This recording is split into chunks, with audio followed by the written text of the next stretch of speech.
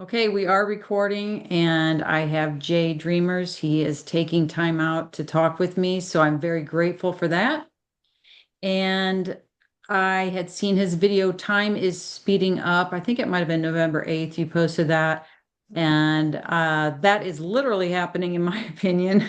Um, so I'm going to kind of watch what I say on here, but I do have notes to keep us going, and I kind of want to pick your brain on some topics. So, you are a Marine. You were a former Marine, is that correct? Yeah, Yeah. I was in Oh, the thank you. Marines.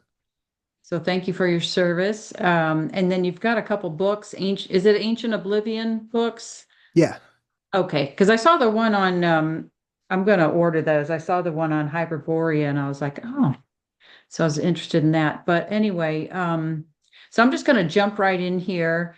And I watched your video. I think so from my perspective, and you don't probably know anything about me, but I'm I read on situations intuitively. I call it accessing my soul memory, but I use psychic because that's what people recognize. I'm not a fan of the word, but and then I track myself, and I've been doing this for decades to see my accuracy. So and then I get input from listeners to verify and that kind of thing. So we kind of come to a consensus. But since 2019, we've been piecing things together on my channel. And what I think is going on right now is a spiritual war between humans. I don't want to say it together because I did get a strike on that, but there's a spiritual war going on. I'm going to try to be careful what I say. But for lack of something better to say, secret militaries or whistleblowers or whatever, they've been talking about this secret war as something that is about time and about the timeline split, which I thought is interesting that I've been hearing people say that. And I kind of feel like when they, as far as military and like Space Force or whatever, I think any spacefaring vessels are really just time travelers or time machines or something. I don't know. But I'm obviously not a scientist, but anyway, or an astronaut. But I feel like we're not really traveling anywhere. We're traveling on timelines if we go anywhere. So I don't know if that's here or there, but I did want to start off with you had been talking about time going faster. And we've, I mean, if you haven't been noticing that, I think you're asleep. I don't know what to say. I mean, time is flying. And I remember the Mayans saying that at the end of the millennium that it would start to speed up. So I was wondering if you kind of got a grasp on where we are on the clock or the calendar, or if you done looked any more into that or not, Yeah, good or if you question. want to just comment on that. So, I have no idea where we actually are. So the way that I get my bearings on the timeline, for me, time, how it's more of like for me, it's more of our timekeeping and our timekeeping methods. Um, Time itself for me is like, from one moment to the next a little bit different, but the timekeeping methods and how we keep track of time and how we clock and count how long a second is, how long an hour is, or whatever, has been changing. And plus the calendars have changed so much, so drastically over the past 1,000 years at least, that it seems very difficult for anyone to really know where we are. But me personally, I have found that when timekeeping begins is the same as when it ends, as far as like how we keep track of time. So whenever an apocalyptic event begins, then that's when people start keeping track of time. And whenever it ends, that's whenever time resets and people start over with their timekeeping methods. So for me, that's sort of like our grand timekeeping scale on Earth is these apocalyptic events that happen. So for me, the signal for that is what I call geoplasmas, and it's beams of light that shoot up from within the Earth, and they shoot up out of the surface world, and they rise up high into the sky, and that marks the beginning of one era or one epic. And then whenever those retract and they go back down, and we have another apocalyptic cycle, then that would be the end of it, and vice versa. So if it's already like right now, we don't see all these beams of light and stuff. So the next marker, when time will change again and we will reset our timekeeping methods, is whenever we see all of these beams of light that shoot Hmm. up into the sky from within the earth. That's super interesting. Yeah, and I always felt uncomfortable with having to check in for the time. Like when I was a kid, you called on the phone to get the time, and then Yeah, now it's on your cell phone. But I thought, God, they could change that at any time. But so these beams of light, so because I kind of sometimes think of this likened to a computer game, or I'm a fan of the theory of the Matrix and all that kind of thing, simulation. But so do you think these beams of light are like the system itself shooting something up, or to like okay, the game is switching because we do go through reset after reset, and it seems like it's always the same thing because AI is very unoriginal. So it's like we always have the same thing, like you can right. track it. Yeah, I agree too. And then I also like earlier you had mentioned a sort of like, what'd you call it? Soul memory or something? Yeah, kind of like your own Akashic records, Yeah, where your spirit in the soul body remembers everything past and future. yeah. So, I refer to that often too. I call it spirit memory, because I have these glimpses of, prior experiences or whatever. And I call that just my spirit memory or whatever. oh, I love that. But as far as like the timekeeping goes, so up here on the surface, we use the luminaries above, which is the sun and the moon and the stars and stuff, as a grand clock. And so, just in short, the reason that time is speeding up is because those luminaries are actually speeding up in their cycles. So, whatever's causing those luminaries or whatever's creating them is moving faster and spinning faster above us. Um, that's Hmm. I believe that that's caused by plasma that is on the other side of the dome. I believe that there's a dome above the Earth, and I think that it's made out of a transparent material, probably ice, and that the light from the plasma on the other side of it passes through that lens and it creates the luminaries that we see above. Now, that's something I typically call cosmic plasma, I guess you could say, just because people can, familiarize themselves with the concept of space or something beyond being cosmic. So we have like two main types of plasmas that affect the energy in this world, and this gets back into this whole spiritual battle, positive versus negative, or good versus evil, etc. For me, I found on my journey and my research has indicated that what's associated with negativity or negative energy comes from above, comes from the plasma that's on the other side of the dome. And that plasma, every once in a while, when the dome opens up or the sky breaks open, it enters into our world. And it tends to spread out, and it's represented by division itself because it divides as it comes closer and closer to the ground, just like plasma does. But then we have geoplasmas, and geoplasmas are simply just gases that are building up inside of the Earth right now, within like the hollow portion of the world. And like all of the life that's down there, especially all the plants and stuff. If the myths and the legends about gigantic plants and stuff and animals and people and stuff existing down in the underworld is true, then there's all these gases that are building up. The earth is creating its own gases. And those gases are being held in by the magnetic force that the earth naturally creates because they're repelled. Most of them are repelled by a strong magnetic force. So they're actually pressurized and they're kept in the underworld. But whenever we go through these polarity shifts, the Earth goes through polarity shifts, it reaches a neutral point before it actually flips over. During that neutral point, there is no magnetism to hold those gases in, so they're all released at one time. They rush up through all of the cavernous systems of the world, and because of their speed and the friction, it basically causes a form of like static electricity, and the gases ionize and they become plasma. So we see this up here, or the ancient people saw this, I believe, as pillars and beams and rods and poles of light that are just bursting up, creating these sort of light pillars. that would reach up into the heavens. And when they got really high up, then they would start to spread out and create auroras or look like arms or wings, or, people would interpret them in different ways.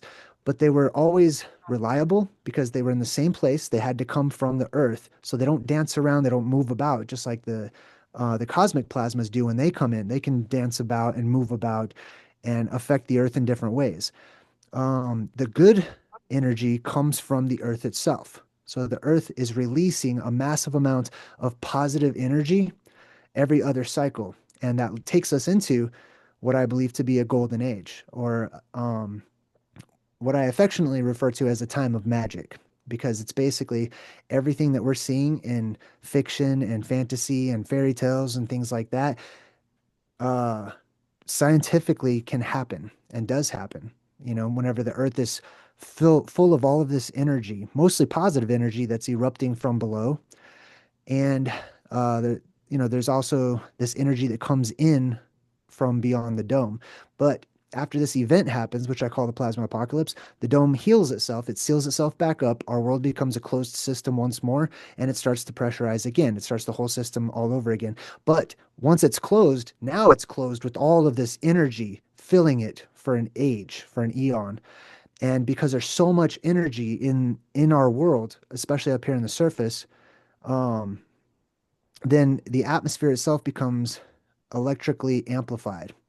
And so we see plasmas and electricity in different forms all over the place. And this changes our lifestyle. This changes our the way that we design buildings. This changes the clothing that we wear. This changes our sense of our norms, our social norms, and our sense of fantasy. Like the world today would basically be fantasy after this cataclysmic event, and we're thrown into the actual, what we now consider to be a fantastic world. You know what I mean? But for me, that's the major battle is the earth energy, which is these geoplasmas that erupt and they become, the tree of life or the axis mundi or a pillar that looks like it's holding up the sky. And it's it's all those types of energies that come up out of the earth.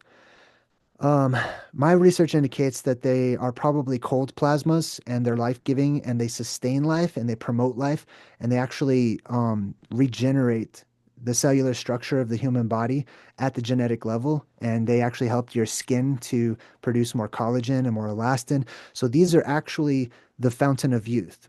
Right. They erupt all over the place. I call them places of power. There's one major place, which is the center of the earth, which is the heart of the earth, where the largest opening is said to exist, which is from a mountain that's known as Mount Meru or Rupus Nigra. And the closer people live in proximity to these beams of geoplasmas, um, the better result for them. They benefit the most from these geoplasmas. But yeah, so the that age tends to be a golden age, tends to be a time of prosperity, a time of growth, gigantism. People live a lot longer, people are healthier, people are more intellectual or smarter, as opposed to the time when those beams retract. So when those trees fall, when those beams retract and the titans die, or they go back down into Tartarus or Sheol or the underworld or whatever, now the energy that we have up here is starting to dissipate and it's starting to retract and it's all starting to go back down inside of the earth. And this takes some time, right? But we start seeing these changes, and this brings us into what I would call a time of evil or a time of negative energy whenever we're lacking energy up here on the surface. So we shift, from my perspective, back and forth between a time when the world fills up with energy and a time whenever that energy goes away. And it corresponds to certain physical features that we see in the world during those times. So for example, um, during one of these epics, the world becomes flooded and the oceans are introduced, and there's just a water world all over the place. Uh, Inversely, during the next cycle, the oceans are removed. And there's a need for that too, because there's so much toxicity that builds up over time. The earth naturally needs to heal itself. Yeah, that's really interesting. When you were talking about the plasma or everything coming back, I was thinking of the elements, like the elements that were lacking. And Hmm. I've also felt like there's some kind of, because those places of power would be, I guess, on the grid or whatever. They're always trying to control those places. the evil side. But anyway, I was that kind of leads into what I've been thinking about because this whole place is cycles and repeats and all of that and golden age, dark age, golden age, dark age. And that always feels like Groundhog Day to me. Like I want to get out of this. I Yeah, want to get out of this whole thing. right. But when you were talking about I mean, we could go on and on with what you just said, but I'm gonna keep I'm gonna keep it rolling here. So you were talking about are we in 2012 yet? That was a super interesting question for me because I feel like with this whole timeline split, because I know you did talk about Golden Age, Dark Age in your, I think it was in that video also, but I feel like the timeline ran out this time. There's too many people that are awake because for me, apocalypse means awakening.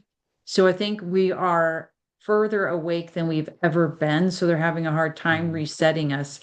And this thing wants to reset. But when we start to uncover truth, then everything out there changes because truth and lie can't coexist. So if we're awakening way beyond their control, what I feel like has happened is the timeline ran out on the video game, so to speak, although I don't think that's exactly what it is here, but um, they've been looping us ever since. And I think instead of like spiral loops, which eventually loop back around, I think they've had like looping on a circle. And because we keep looping, we can keep circling back to 2012.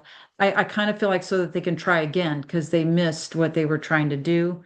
And also that I feel like we're going in reverse so that they have us looping in reverse so that we can't change the future. But anyway, so I have it worded here as a question like um what are they doing with this 2012? Because I kind of feel like we're bumping all over in time. It's like we're getting Yeah. bumped backward, we're getting bumped forward. Um, but I'll just leave it right there because I have other stuff I've got here about it. But do you feel like we are moving into 2012 again? And what is that going to entail? Is it going to be one side trying to make everything fall apart or destroy the place on their way out? Or is it going to be we just bypass this time? Because I feel like this reset is not the same as it's always been. We're moving into uncharted territory. And I've always suggested, like in my visualizations that I've recorded and stuff, to create our own path and get off of these loops because I don't want to go Christ spiral, Metatron spiral, New Age or Golden Age, Dark Age. Like, I don't want to do this anymore. And so I've been encouraging people to create our own path off of the loops and off of time. Do you feel like, well, I don't know. I'm just gonna let you say what you want to say about that Okay. and about 2012 because I can see you got thoughts. Yes. Go All right. ahead. So let's start with 2012. From my perspective, our timekeeping methods have been trying to keep up with the luminaries as they speed up on their cycle. So they're speeding up. Um, if they are speeding up, and we're trying to keep up, therefore, we're constantly adjusting and making adjustments to calendars and specifically our timekeeping methods, our clocks, right? If that's true, then that means the further back in time we go, the longer time lasted, or the longer an hour was, or the longer a year was, right? And I see a Right. lot of evidence for this. But not only that, it's just prophetic, like you mentioned. Many different religions have prophecies that straight up tell people in black and white, in no uncertain terms, that time will speed up before, whatever they want to call it, the reset, apocalypse, the coming of Jesus, whatever it may be. Um, and it's to me, it is cyclical, and there's a purpose behind it. And to make the connection to escape, right? That's huge for me personally because I empathize with what you're saying. I can feel it, like I also know that there is a way to, if we use a video game analogy, to beat the game, to win the game, to finalize it, right? Or to move on to some other game or to some other experience or whatever. And I see this all over the place. Sometimes I feel like my higher self or whatever you want to call it is sort of like reaching into this reality and dropping little breadcrumbs and little, hints and stuff, especially as I trust my intuition and I walk the path. The those breadcrumbs are stronger and stronger each time, sometimes just hitting me like a tidal wave, rushing over me so that I need a moment to compose myself because it's just overwhelming. One of the symbolic elements, because I feel like the higher self or God or whatever people want to see it as, speaks in symbolic form, exactly like how dreams speak to us, sort of like hieroglyphics, and so one of the symbolic elements is the labyrinth and navigating the labyrinth, which is the world that we live in, and reaching the center of the labyrinth in order to escape the labyrinth itself and to move on. Otherwise, we get caught up and we get stuck in a cycle after cycle after cycle, and distractions abound. The more we start, focusing on the goal of leaving or escaping or graduating or however people want to see it, um, the more whatever's happening here, whatever energy is, moving to and fro and sort of making things happen here, senses it and picks up on it. So oftentimes those truth seekers that are on that path will find the closer they start getting to something, the more strange life events start to happen to sort of distract them and take them away from that path. That's the labyrinth, and that's us navigating through the labyrinth, and the walls are shifting, and there's things chasing us, and there's, beautiful temptations and distractions and things that abound. But it keeps on coming back for me personally, um, to the concept of um, escaping and leaving, and that it is possible to do that. And I see it spiritually, but I also see it physically, as in the actual earth that we live on, that there's an exit point, that there's a place that people have gone time and time and time again. Those who know wait for the signs, they wait for the signals, and then those who understand these ancient concepts or esoteric concepts, they know where to go and they know when to go so that they can actually leave. And this is just permeating all of our, at least on my path, all of the pop culture and movies and books and everything goes right back to this. And all I see is like the same story being told over and over and over again from another nuance or a different perspective, but it's speaking to me personally, to my spirit, um, from somewhere above, from somewhere beyond, that tells me that there is a method to the madness and that there is an escape, and that like it's also kind of empathetic knowing that I personally need an escape. I need a vacation. I need a moment to breathe from this quote unquote reality because it's getting heavy. You know what I mean? Yeah, Um, sometimes and and it's that that's coming. unbearable and it's boring. And I'm not a type of person to get bored, but yeah, totally with those breadcrumbs. I think the veils are definitely thinning, and I kind of feel like we're going through different time periods, like we're on our way moving out of here, because I think of this as a mind labyrinth, just like you're saying. That's a great word for it, mind labyrinth or mind hypnosis. And as we're waking up out of this hypnosis, we're moving through these Hmm. veils into different realities, really. Yeah. But And and the I the kind of Mayans also, they spoke about this too. That's why the whole calendar thing comes into play. If it's correct that time is speeding up, and if it's correct that time was lasted a lot longer, an hour, a day, a year, whatever, going back in time, that means that we're not in the year 2025, that the year 2012 is yet to come. And so that's something that we kind of look forward to. All the naysayers. So I call people that have that positive earth energy signature resonant within us as a part of our actual being or soul or spirit or whatever. I call those I see those as my family. I see those as what I call the lost tribe of the tree of life. That tree of life is, those beams and Yeah. pillars of earth energy that shoots up. And some of us are a remnant that have that signature, that energetic signature. Meanwhile, all the Yep. others are the majority right now, which is a lot of negatively charged, basically evil people. But whenever we go through the next shift, it reverses and the evil becomes the remnant. And most people, are positively charged as we go into like the golden age. If a person stays here. So that's to me, that's there's staying here and there's going through the different cycles, and there is actually a rest that is on the way to come terrestrially and physically here in this world if a person happens to stay. But if they don't and they leave, then there's a different type of escape, which is what religious people would call, going to heaven, or New Age people would say like progressing or going beyond or whatever, which to me Right. has a lot to do with actually leaving the earth physically. Yeah. Then they get tricked and to the heaven being something else when they die. But yes, totally. I think the heaven, I call it the real or the whatever's outside of all false realities or virtual universes. But totally, I feel like we're moving. But I'm trying to stick to what I've got here because I've had a couple of people request me to ask you Yeah, no things. problem. But We can go so wherever. one person asked, are the timelines merging? And or are we living in multiple ones? Because again, I see us getting around bumped around like past, future.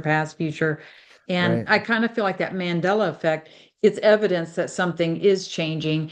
And what I got on that when I read on it was that they're erasing our past and that's what's causing it. So Mhm. um, and there's only so many people that are actually retaining the soul memory, like what we were talking about earlier. But anyway, go ahead. Do you think is there a bunch of timelines merging because the Hopi, which you were also talking about, had mentioned the transhumanism timeline, which I'm definitely not going on, and it's a way to destruction, and then which is similar again, golden age, dark age, and going back to the natural timeline. So what do you think's I don't even know what I'm asking at this point because I'm trying to fit her questions in here. And I'm trying to like meet you halfway because we have no idea each other's views. But um what do you think's going on? Are we living in multiple ones? Or is there a bunch of timelines merging all at once? This Yeah. was a question from a listener. So the way that I see this is, my studies have shown me that the closer um, the inhabitants of a particular age get to the end of that age, right? It goes back to, I'm just going to speak physically, just purely earthly, right? Like I said, the closed system starts building up more and more pressure as more and more gases are released and introduced into our atmosphere. As that pressure increases and it gets more and more and more and more pressure, it becomes denser and denser and denser. There's a lot of things. These are dominoes that, will topple over other dominoes, and there's implications to this. One of those implications is that it makes it easier for energy to move about, basically, when there's more pressure, right? So, in a fluid or in a medium, when you have more pressure, it's easier for the energy to pass from one thing to another. So if that's the case and the pressure is increasing, atmospheric pressure is increasing in this world, and the gases are being released more and more and more, especially as we go through magnetic fluctuations down inside of the Earth, each fluctuation is going to open a little door for gases to escape. And then we see that up here as signs and omens of an upcoming event in the form of more volcanoes blowing up and more Right. sinkholes opening and more lights seen in the sky, and wildfires as these gases combust and stuff. Um, but what it also does is it tends to amplify the energy as well. So spiritually speaking, like I said, it seems to me, from my perspective, most people today are kind of the negative field, right? But there's a remnant of the positive. They become amplified, each one. So the negative, the evil in the The world, evil in the world. becomes more negative and more evil. The positive in the world becomes more positive. So every time we get close to the end of an age, we have a rise within the quote unquote like truth seeking community of prophets and seers and the old ways returning and people starting to understand one another and relating to each other within our small pockets and communities because we're the remnant. We also see a rise inversely in the evil that abounds during this particular time that we live in right now. Um, and also something that I see happening towards the end, because the energy is becoming amplified, is we see a mixture of all of the times all coming together. And technology plays a part in that. Historic records, imagination. To me, imagination is a huge key to understanding and balancing out and figuring out the bigger picture.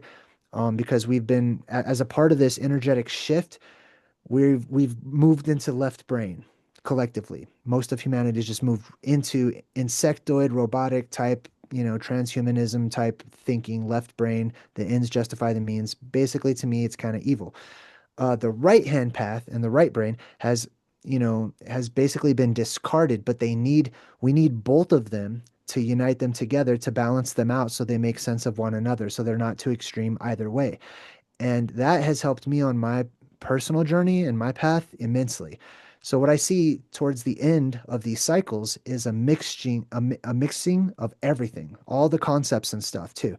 So for example, this is why like I'll give you a solid example of the music or the movie industry, Hollywood. Like you would think there's just an infinite number of stories to be told and they could just keep coming out with blockbuster after blockbuster. They cannot, though. The only story that can be told is our story, and it's one story. And it's looping, like you said. So when they hit it from every perspective and every angle from every person from all throughout time since we go back to the last reset, then they have to start repeating the same thing over and over. And pretty soon, we're less entertained by any of these stories. And it's the same thing. It becomes kind of bland and boring. And, we're desensitized to it. And we're like, okay, well, what's next? Then the only story that they can really come out with, which is the big final one, is what I call the plasma apocalypse, which is this great, big, grand event that's happening.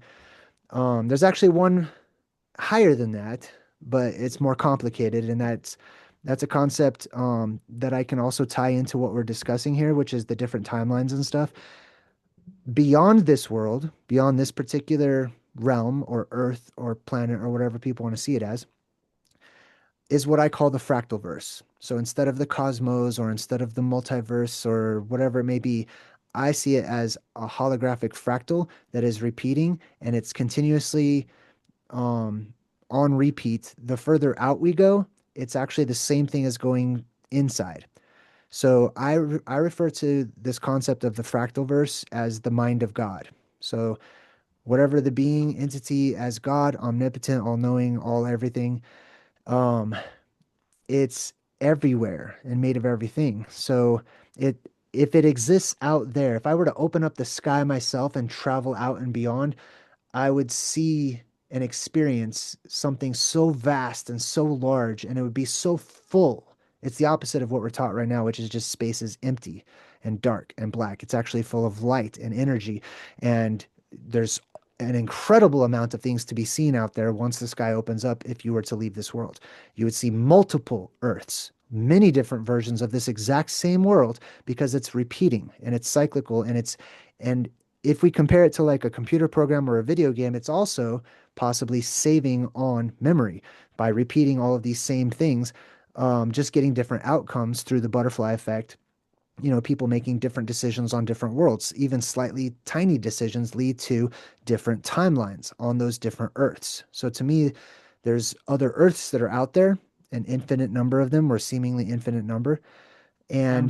and they're all experiencing quote unquote different timelines. So this is like to me, the concept of like, time travel or whatever, but it's micro and it's macro. So if we were to open up the sky and leave and go into the mind of God and the greater, larger reality, we would see all these different worlds, all these different Earths, and many other things too. But it also works the inverse, which means if I go into my very own brain or my very own mind and zoom in and I zoom in and I zoom in into my very own thoughts, I am creating my own cosmos. I am creating my own people and worlds upon worlds inside of myself who also have their own worlds upon worlds inside of them. And it just keeps on going. And it's a never-ending homunculus of beings that live within beings that live within beings that live within beings because Yeah, it's the creator expressing itself or creation expressing itself infinitely over and over again because if it's omnipresent that's all it can do because it's all right. that there is. Well, that's what AI does. It repeats and it has to expand, expand, expand, expand, inward and outward. Intellect, more information. Yeah, Yeah, so I I, kind of see it like a toroid, like a toroid like an apple right. shape or Oh, whatever, totally. Yep. or like that. And it's interesting with the fractals too, because I discovered that when I was messing with the snowflake method and the law of three. I called it the law of three, but when you take the triangle and you keep adding it on and you start creating a snowflake by dividing up lines, it starts to create a fractal. And it's like you can see it start to go in. But and everything here is based on that law of three, and their spells are they Yeah, use the law of three, and that's interesting that you um say snowflake too because are you familiar with like Dr. forget what Seuss? it's actually called, but it's a scientific thing, whatever. Right. But just the snowflake concept and this whole fractal world or whatever, and the idea that we can actually be minuscule and extremely microscopic and tiny at the same time while being gigantic and macrocosmically large to the beings that live within us. It reminds me of Dr. Seuss and specifically like since Christmas is coming, you've got the Grinch Who Stole Christmas. That whole story begins, everyone always forgets this, but it says Whoville, and then it show you a snowflake, and it zooms into the snowflake, and Hmm. Whoville is set on a snowflake Oh, you're inside of a right. snowflake, You're and right. so all the Who's, including the Grinch, are actually microscopic and super tiny. And then it's also reflected in like Horton Hears a Who, where he, picks Oh the yeah. flower or whatever. I don't know. All those stories are creepy to me, but I thought it was interesting when you said saving on memory too, because I kind of feel like that's what's happening with that Mandela. I do feel like we're getting our memories erased and uploaded. It's like they have to have material Mm, for the next upload, the next virtual, the next yeah. wherever they want to put us. But I was Oh, gonna do you want to ask, do you want me to go share my ahead. thoughts on the Mandela effect since we're on that? Sure. Sure. All right, cool. So I've got a few different theories that I really like that resonate with me personally. One is that they're messages. So I call it the message in me or the Mandela effect, right? Just like I was talking about earlier, the higher self or the higher me or whatever, God, whatever, reaches down into this dimension or reality or whatever and just slightly changes certain things. And those things that are being changed are, to me, are the same thing as reading hieroglyphs, that it's specific, you know what I mean? And if we can put those different changes together, we can start to see a message that's being given. At least to me, I'm starting to see and receive a message almost like a hieroglyphic form. Like I'm just looking at the slight changes that are happening and they're so weird and so random that it seems like they're chosen purposefully. You know what I mean? Yep, So for totally. one, I hear a message in the Mandela effect. And the other thing is, so many people remembering things or whatnot. It's not like it's just changed and our memories are changed because our memories stay the same. So for me, it gets into the concept of death and what happens whenever like people die or whatever. So I personally don't really believe in death. I believe in transition. So like, there is no such thing as death for me personally. People might see a body die or whatever, but the point of focus, which is the human soul, um, if there are infinite Earths or infinite places just like this that have the same coding and the same DNA repeating and repeating and repeating, I'm going to resonate at an energetic level with myself on those other worlds. It stands to reason. Just like within quantum physics, you know how you can Yeah. like separate particles, do something to this one, and it does it over here to this one instantaneously.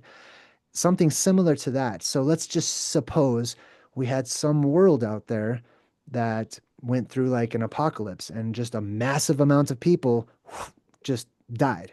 or appeared to die. They would not die, but shift focus to a resonant avatar, which is me, basically. And so I'm like, like I'm like, it's Right, like because it's an they're now awakening. seeing through Apocalypse my is eyes. awakening. So you're just waking up and rejoining with the pieces of yourself. Yeah, I don't know. yeah, to put it together, you know.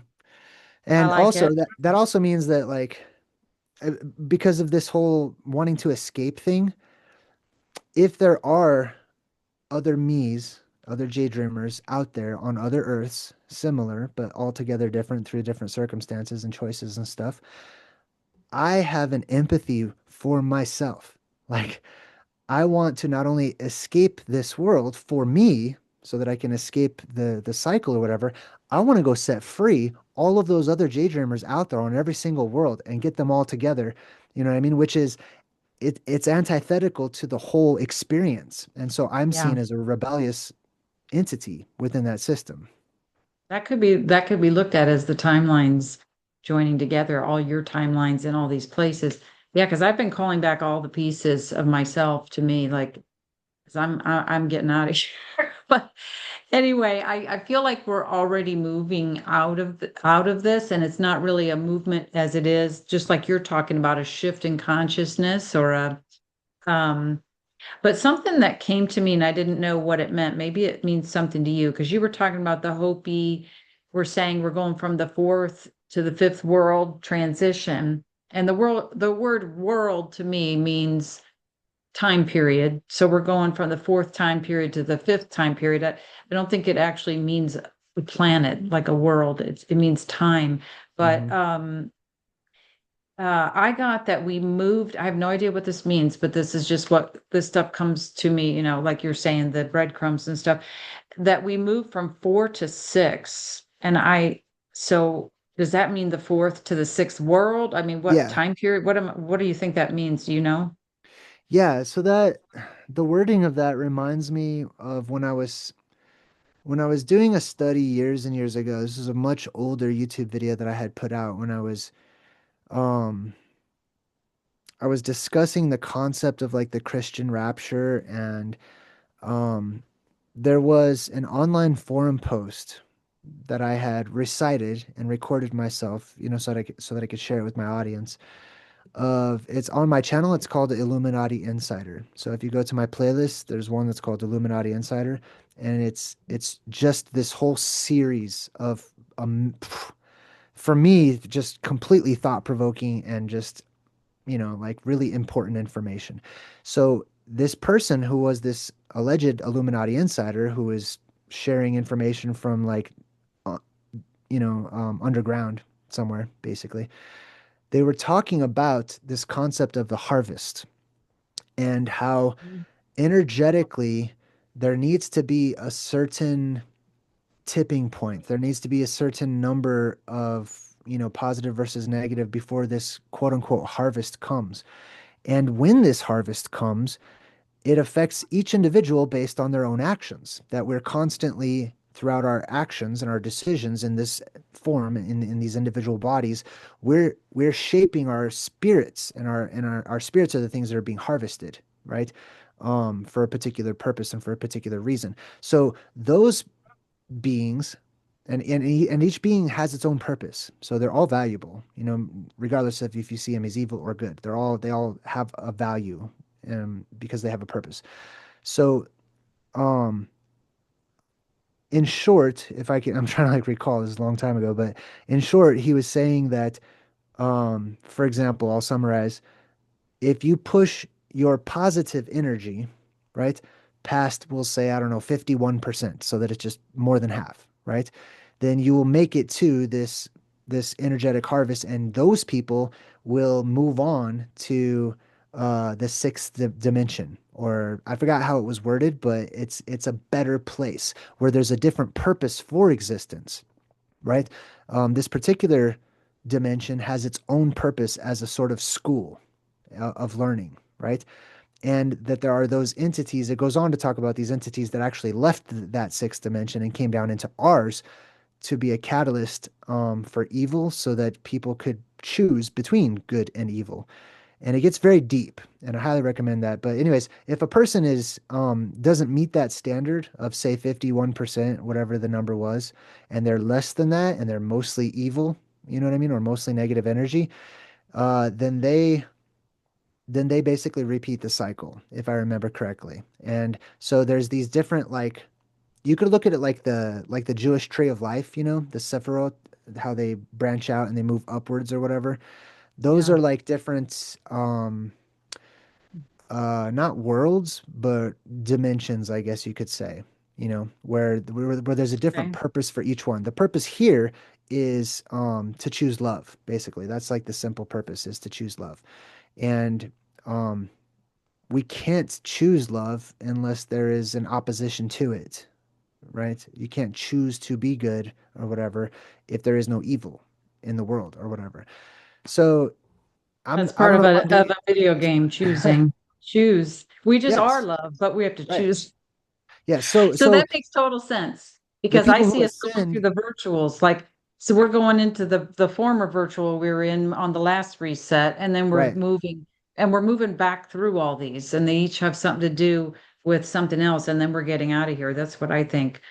But that's interesting that you're talking about the harvest kind of in a positive way, because I did see a harvest going on back in 2022. There was a harvest portal opened, and I was seeing like plagues taking people's light bodies, especially after that thing in the arm, and even people that didn't get the thing in the arm. Anyway, that's a whole nother story. But there's a harvest. They always do the opposite as well. There was a bad harvest too, but that's Hmm. super interesting. So there's like 1,000 things I would want to talk to you about, but the time has already flown.